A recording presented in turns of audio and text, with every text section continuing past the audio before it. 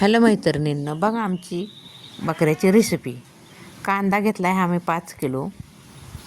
100 माणूस तर नक्की उठतं. हरभऱ्याची डाळ घेतलेली अर्धा किलो. छान दोन्ही असं खरपूस भाजून घेतलं आहे. नंतर खोबरं घेतलं आहे अर्धा किलो. 2 नारळ घेतलेत, ते छान असे तेलात परतून घेतलं आहे खोबरं. आलं घेतलं आहे पावशर, लसूण घेतलं आहे पावशर आणि कोथिंबिरीच्या 2 गड्ड्या. हे सर्व जिन्नस मी छानपैकी चुलीवरती भाजून घेतलेलं आहे. आणि आता हे सर्व वाटण वाटायचं आणि बकरीच्या रेसिपीला वापरायचं. तर हे छानपैकी बघा सगळं भाजून झालेलं आहे.